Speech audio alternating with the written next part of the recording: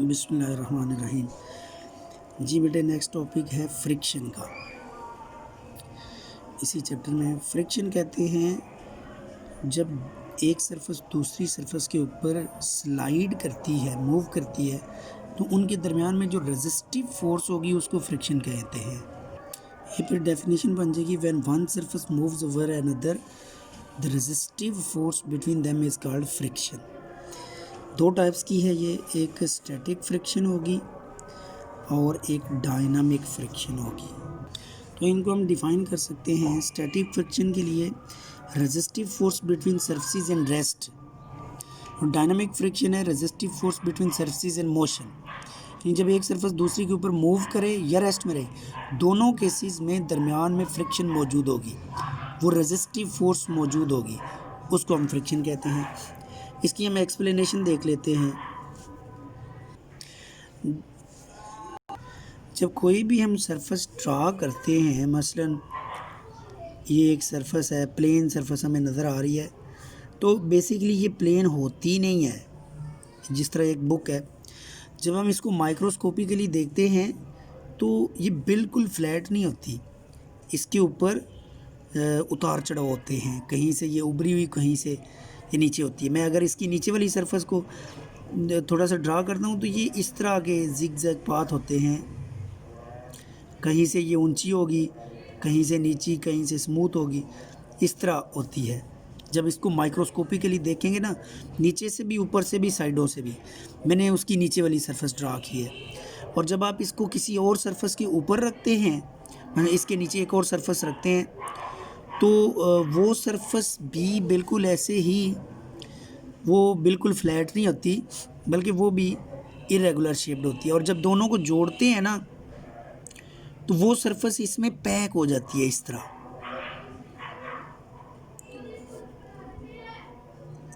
ऐसे ये फ़र्ज़ करो, ये दूसरी सरफेस जो मैंने ड्रा की है वो ये है। तो ये जब आप रखेंगे तो ये जहाँ से वो उभरी हुई जगह नज़र आ रही है ना, उनके साथ ये पैच हो जाती है। इसके अंदर एबिलिटी होती है हर सरफेस के पास कि जो ऊपर मामूली उसके उभार हैं, उनको वो डीफॉर्म कर सकते हैं। तो जैसे ही दो सरफेस को रखते हैं ना, वो एक दूसरे के साथ इस तरह एडजस्ट हो जाते हैं कि एक के उभार दूसरी में पेनिट्रेट कर जाएंगे, तो ये पैक्ड हो चुकी हैं। इसको वैसे एडहीजन कहते हैं। जब दो सरफेस आपस में जुड़ जाती हैं ना, वो एक्चुअली इसी वजह से जुड़ती हैं कि उनके ऊपर जो पैचेस, उभार मौजूद हैं, वो एक दूसरे में पेनिट्रेट कर चुके होते हैं, तो इनके जुड़ने को एडहीजन कहते हैं। तो ये इनके दरमियान एडहीजन हो चुकी है, इसी वजह से फोर्स ऑफ फ्रिक्शन होती है। अब देखो, अगर मैं इस ऊपर वाली सरफेस को ऐसे स्लाइड करता हूँ, खींचता हूँ इस तरफ, तो ये जो एक दूसरे के अंदर पैक हो चुकी हैं, उस वजह से मुझे फोर्स लगानी पड़ेगी। और वो जो मुझे फोर्स लगानी पड़ेगी, जाहिर है वो ऑपोजिशन का सामना है मुझे, वो इन दोनों सरफेस के दरमियान जो रेजिस्टिव फोर्स है वो फ्रिक्शन है। अब बात यह है कि जब आप इसके ऊपर फोर्स लगाते हो इसको मूव करवाने में, और ये एक दफ़ा पैचेस अलग हो जाते हैं, तो एक दफ़ा पैचेस को हिलाने के लिए जो फोर्स चाहिए ना, वो मैक्सिमम फ्रिक्शन, वो मैक्सिमम स्टैटिक फ्रिक्शन होगी। इन दोनों पैचेस को सेपरेट करने के लिए जो मैक्सिमम फोर्स चाहिए वो होती है मैक्सिमम स्टैटिक फ्रिक्शन। जब ये एक दफ़ा हिल जाते हैं तो फिर उसके बाद इनके दरमियान जो फ्रिक्शन है वो मामूली सी कम हो जाती है ड्यूरिंग मोशन, वो है डायनामिक फ्रिक्शन। पैचेस को हिलाने के लिए जो फोर्स चाहिए वो स्टैटिक फ्रिक्शन, और जब एक दफ़ा ये हिल जाए, मूवमेंट हो जाए, मूवमेंट के दौरान जो फोर्स होगी दोनों के दरमियान वो स्लाइटली कम हो जाती है, वो होती है काइनेटिक फ्रिक्शन। और ये देखा गया कि static friction is greater than kinetic friction. ये मैक्सिमम स्टैटिक की बात की है। मैक्सिमम स्टैटिक फ्रिक्शन जो होती है ना, वो काइनेटिक फ्रिक्शन से ग्रेटर होती है। अब इसके लिए हमने फार्मूले ड्राइव करने हैं। फार्मूला नंबर 1, फ़र्ज़ करो ये मैं स्टैटिक फ्रिक्शन के लिए ड्राइव करता हूँ। एक मैं यहाँ पर ऑब्जेक्ट रखता हूँ, ये है, और इसको स्लाइड करवाना है एक और ऑब्जेक्ट के ऊपर। इसको मैं यहाँ से फोर्स लगाना चाहता हूँ, फोर्स F है। अच्छा, जो फ्रिक्शन है, ये दोनों सरफेस के दरमियान में जो फ्रिक्शन है, ये देखा गया कि ये वाली फ्रिक्शन डिपेंड करेगी इसके वेट पर। ये जो ऊपर आपने सरफेस रखी हुई है ना, इसका जो वेट है W, जिसका फार्मूला mg होता है, that weight is also called normal force. ये असल में जितना इसका वेट नीचे की तरफ एक्ट कर रहा होता है ना इसका, जिसको mg कहते हैं, उतना ही उसका नॉर्मल रिएक्शन अपवर्ड होता है। उसको Fn बोलेंगे, या आप सिर्फ n भी कह सकते हैं। नॉर्मल फोर्स या नॉर्मल रिएक्शन ये वेट के इक्वल होता है। वेट डाउनवर्ड होता है और नॉर्मल फोर्स अपवर्ड होती है। तो ये नॉर्मल फोर्स जितनी बढ़ती जाएगी, इन दोनों सरफेस के दरमियान फ्रिक्शन भी उतनी बढ़ती जाएगी।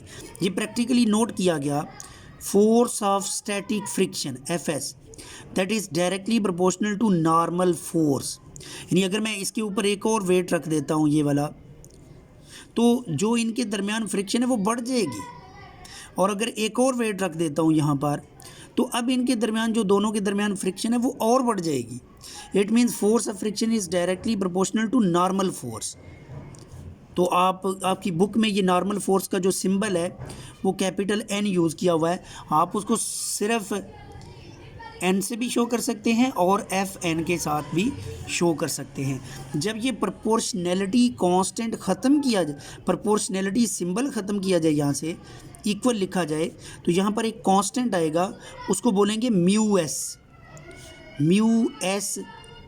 Into n।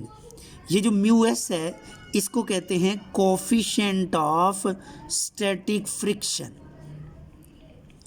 और ये कोफिशिएंट ऑफ स्टैटिक फ्रिक्शन की अगर आप डेफिनेशन करना चाहें, it is ratio of two forces. मसलन आप n को दूसरी साइड पर शिफ्ट कर देते हैं, तो ये Fn over n will be equal to mu S. It means coefficient of static friction will be equal to maximum static friction divided by normal force. यहाँ से ये भी पता चलता है इट इज़ यूनिटलेस, इसका यूनिट नहीं होगा, because it is ratio of two forces. Same इसी तरह आप दूसरा फार्मूला भी लिख सकते हैं, kinetic friction directly proportional to normal force, kinetic friction equal to mu के इनटू n। ये कोफिशिएंट ऑफ काइनेटिक फ्रिक्शन है, और इसकी डेफिनेशन भी उसी तरह म्यू के इज इक्वल टू एफ के ओवर n। n एक नॉर्मल फोर्स का नाम है। ये एंड पर जो एक हेडिंग बनी हुई है ना क्वेश्चन के अंदर, माइक्रोस्कोपिक व्यू, वो यही है कि दो सरफेस के ऊपर उभार होते हैं, वो एक दूसरे के साथ डीफॉर्म होकर एक दूसरे में पेनिट्रेट कर जाते हैं, जिस वजह से एक सरफेस के ऊपर दूसरी सरफेस को हिलाने के लिए ज़्यादा फोर्स चाहिए होती है फ्रिक्शन की। तो ये इसका माइक्रोस्कोपिक व्यू एंड पर लिखा हुआ है। उसके बाद इनर्शियल फ्रेम की डेफिनेशन दी है। इनर्शियल फ्रेम ऑफ रेफरेंस वो होता है ऐसा फ्रेम ऑफ रेफरेंस, यानी ऐसे एक्स और वाई एक्सिस जिसमें लॉ ऑफ इनर्शिया एप्लीकेबल हो, first law of motion applicable हो। फ्रेम ऑफ रेफरेंस का मतलब होता है एक्स और वाई एक्सिस, यानी कोऑर्डिनेट एक्सिस। तो आप कह सकते हैं frame of reference in which first law of motion is applicable. जी, फर्स्ट लॉ ऑफ मोशन होता है जिसमें एक्सेलरेशन ज़ीरो होता है। तो आप ये कह सकते हैं ऐसा फ्रेम ऑफ रेफरेंस जिसका एक्सेलरेशन ज़ीरो हो, वो इनर्शियल फ्रेम है, यानी नॉन एक्सेलरेटेड। एक्सेलरेशन ज़ीरो की वजह से आप इसको नॉन एक्सेलरेटेड भी कह सकते हैं। दूसरी डेफिनेशन इसमें करनी है, नॉन इनर्शियल क्या होता है? Non inertial frame of reference. Non inertial frame of reference वो है जिसमें first law of motion applicable ना हो, law of inertia is not applicable या नॉट वैलिड, या इसको दूसरी डेफिनेशन देते हैं accelerated frame of reference. Accelerated frame of reference is called non inertial, यानी जिसका एक्सेलरेशन ज़ीरो ना हो वो नॉन इनर्शियल है, और जिसका ज़ीरो हो वो इनर्शियल फ्रेम ऑफ रेफरेंस होता है। तो इस टॉपिक में आपने बस ये दो डेफिनेशन ही करनी है। उससे अगला टॉपिक हम करेंगे जी कोनिकल पेंडुलम। ये बीच में जो टॉपिक मैं चढ़वा रहा हूँ वो नहीं करना है, वो सिलेबस का पार्ट नहीं है। कोनिकल पेंडुलम जी, एक मैंने बॉब ऑफ पेंडुलम है उसके साथ थ्रेड लगाकर एक फिक्स सपोर्ट से बांध दिया है। इस थ्रेड की लेंथ L है। अब अगर मैं इस थ्रेड को सर्कुलर पाथ में इस बॉब को सर्कुलर पाथ में घुमा देता हूँ, यानी ये बॉब थोड़ी देर के बाद इस जगह पर होगी, फिर इस जगह पर होगी, फिर इस जगह पर होगी, फिर इस जगह पर, फिर इस जगह पर, यानी उसने ये सर्कुलर पाथ हॉरिजॉन्टल डायरेक्शन में सर्कल बनाना है। इस जगह पर बॉब आई है, फिर इस जगह पर आई है, फिर इधर आई है, फिर यहाँ पर है, फिर इधर है। तो इसकी अगर ये चारों तरफ की मैं मोशन देखता हूँ, ये इस तरह एक कोण बन रही है। अगर थ्रेड की मूवमेंट चारों तरफ, जब बॉब ने हॉरिजॉन्टल सर्कल बनाना है उस वक्त आप थ्रेड की मोशन देखेंगे ना, तो वो एक कोण बन रही हो। कैप नहीं होती वो हैप्पी बर्थडे वाली कैप बच्चों की, उस तरह की शेप बनेगी ये थ्रेड की चारों तरफ जब ये घूमेगा। ये वो वाली शेप मैंने बनाई है। तो क्योंकि ये शेप कोण की बन गई है, इसलिए इस पेंडुलम को कोनिकल पेंडुलम बोलेंगे। तो इस कोनिकल पेंडुलम में भी हमने फार्मूला इसके लिए ड्राइव करना है। इसमें देखो जो ये सर्कुलर पाथ के ऊपर स्पीड है वो v है और वो कांस्टेंट स्पीड है। ठीक है, इसकी मैं डायग्राम दोबारा बनाता हूँ जी। ये मैंने दोबारा बनाई है। ये वर्टिकल डायरेक्शन में एक लाइन लगाई है और ये पेंडुलम की ओरिजिनल पोजीशन है। इन दोनों के दरमियान जो एंगल होगा वो थीटा होगा। अगर मैं इस जगह पर देखूँ इसके ऊपर नेट फोर्स कितनी लग रही हैं, तो एक फोर्स है, ये थ्रेड लगा रहा है इस डायरेक्शन में, उस फोर्स को बोलेंगे टेंशन। दूसरा, इस पर डाउनवर्ड डायरेक्शन में एक फोर्स लग रही है और वो है फोर्स ऑफ ग्रेविटी, उसको mg या w कह सकते हैं। अगर मैं इस टेंशन के दो कंपोनेंट बना देता हूँ, तो इसका एक कंपोनेंट यहाँ से इस तरफ है और एक कंपोनेंट इसका यहाँ से बिल्कुल अपवर्ड। ये जो दो कंपोनेंट हैं, इन दोनों का जो सम होगा वो ये होगा। देखो, अगर ये एंगल थीटा है तो ये एंगल भी थीटा है। अल्टरनेट एंगल्स बन रहे हैं ये वाला एंगल और ये वाला। देखना, दो पैरेलल लाइनें, एक ये वाली लाइन और एक ये वाली कह लें। ये दो पैरेलल लाइनें हैं, उनको ये कट कर रही है, तो ये अल्टरनेट एंगल्स हैं, ये इक्वल होंगे आपस में। तो अब एंगल के सामने वाला जो कंपोनेंट होगा ना, ये कंपोनेंट आप, ये वाला जो कंपोनेंट है ना, ये कंपोनेंट आप यहाँ पर भी ड्रा कर सकते हैं, ये पता करने के लिए कि इन दोनों का सम ये बन रहा है। ये कंपोनेंट तो था टी, तो इसको बोलेंगे T Y, T sine theta, और इसको बोलेंगे टी एक्स, क्योंकि थीटा के सामने जो कंपोनेंट होता है ना वो वाई कंपोनेंट होता है। तो ये वाला टी वाई है जिसको मैंने इधर ड्रा किया हुआ है, और ये वाला ऊपर टी एक्स है। आप देख सकते हो टी एक्स और वेट तो आपस में बैलेंस है, तो आप ये कह सकते हैं M G will be equal to T X, या आप लिख सकते हैं M G is equal to T cos theta. इसको इक्वेशन 1 कह देते हैं। दूसरी तरफ जो टी वाई कंपोनेंट है, ये वाला, ये वो कंपोनेंट है जो सर्कुलर मोशन का बायस बनता है, जो सर्कुलर पाथ के ऊपर इसकी मूवमेंट करवाता है। तो आप ये लिखेंगे कि जो टी वाई है ये सेंट्रीपिटल फोर्स प्रोवाइड करता है। तो सेंट्रीपिटल फोर्स की जगह M V square over R लिख सकते हैं, टी वाई की जगह टी साइन थीटा लिख सकते हैं। इसको इक्वेशन नंबर 2 कह देते हैं। इस सर्कुलर पाथ का रेडियस फर्ज करो, बुक में कैपिटल आर है, मैं भी इसको कैपिटल आर कह देता हूँ। सॉरी, ये मैंने नीचे नहीं पेज किया, मैं दोबारा एक्सप्लेन कर देता हूँ।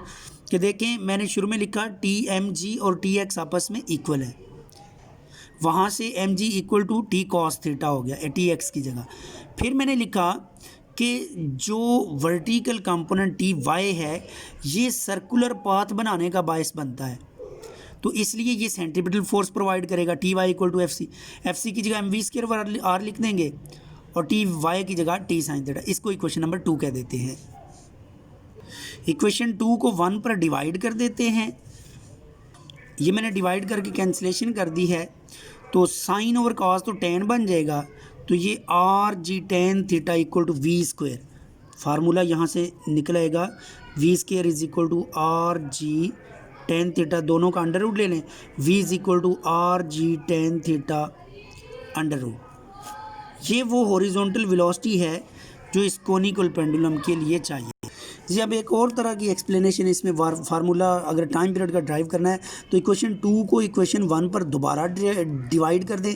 अभी जो मैंने किया था तो उससे आंसर ये निकला था, ये आंसर आया था V square over G R is equal to sine theta over cos theta.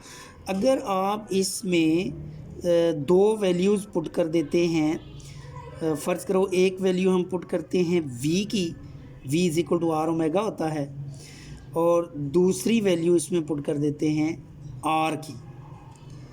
अच्छा एक तो ये वैल्यू पुट कर देनी है, put v is equal to are omega, और चलें ये पहले मैं पुट कर लेता हूँ। ये वैल्यू पुट करने से एक आर कैंसिल हो जाएगा।